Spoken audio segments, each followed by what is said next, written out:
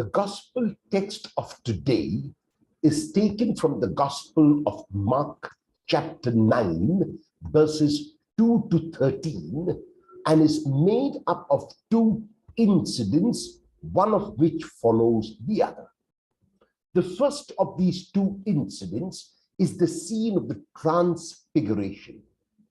It is very clear that the Transfiguration was an extremely important event in the life of Jesus, and this is so because all the three evangelists have narrated this event. In the Gospel of Mark, Jesus takes with him for the second time in the Gospel the three closest disciples, Peter, James, and John.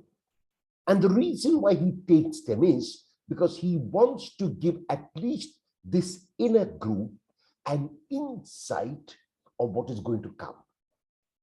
And even as they go up to the mountain, Jesus is transfigured.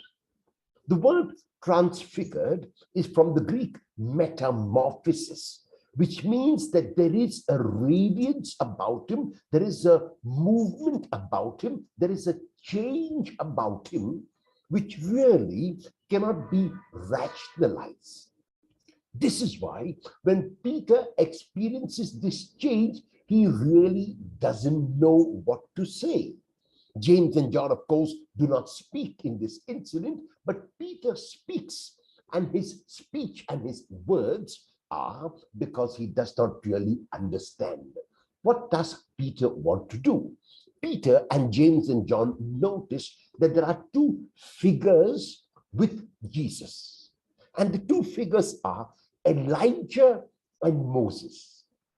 The chronological order is Moses and Elijah because Moses was before Elijah.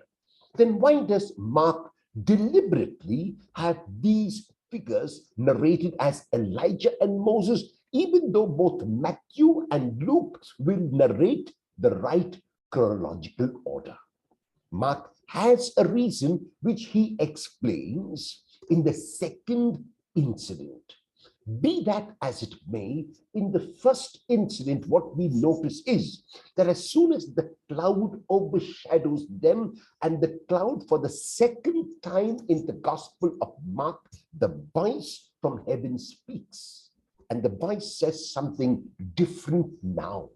At the baptism, the voice said to Jesus specifically, "You are my beloved Son.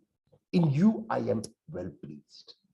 Now, the voice still refers to Jesus as beloved Son, but now the voice of God points Jesus out to the disciples as the agapetos, as the beloved Son.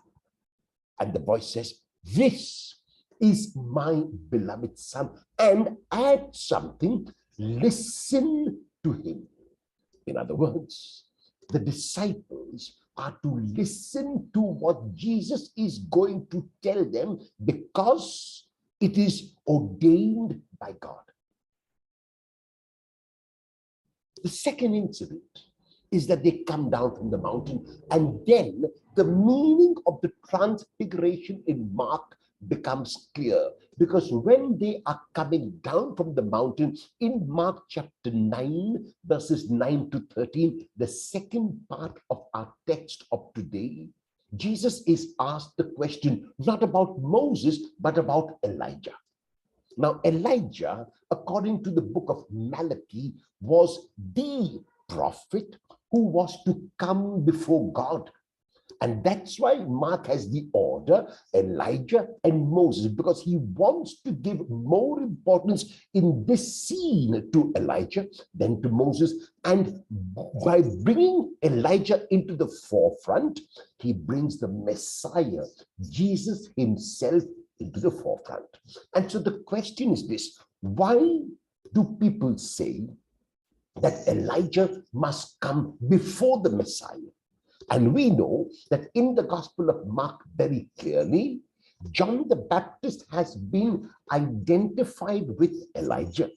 As a matter of fact, Mark goes through such great pains to identify John with Elijah that he describes his dress, he describes his food, he describes his proclamation only so that his readers will be able to realize that John is really that messenger, that precursor, that Elijah reincarnated, if you like.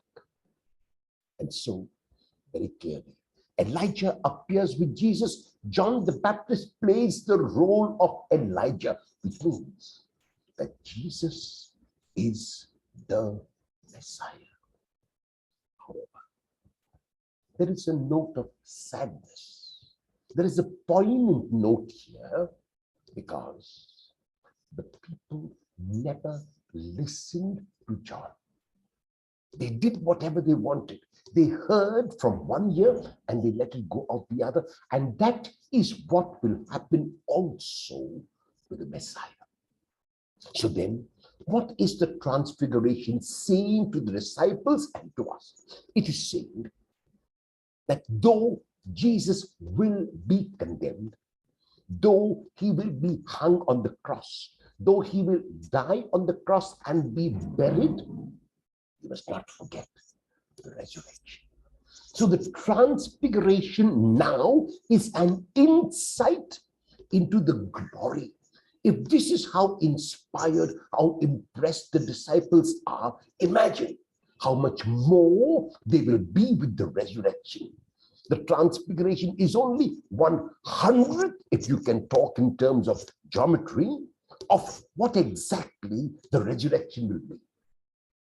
And so the disciples are invited not to lose hope when things go awry, not to be afraid when Jesus goes to the cross. So Jesus gives them here a glimpse into his resurrection. We are given a glimpse not only into the resurrection of Jesus, but a glimpse into our own lives.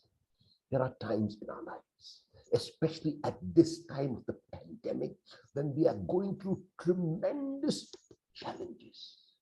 We are going through a lot of difficulties, and we begin to ask and wonder why God is doing this to us, whether we will ever have some respite from this challenge.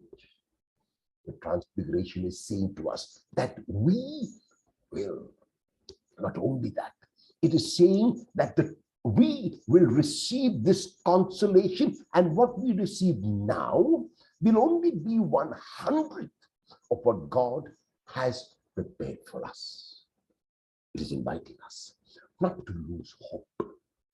It is inviting us not to give in to despair.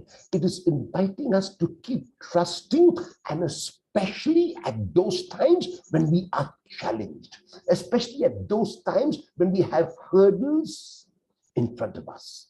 We regard those hurdles not as obstacles, but as opportunities to be brave, to be strong, and to be faithful like Jesus was. If you were on the Mount of Transfiguration, what would you say to Jesus?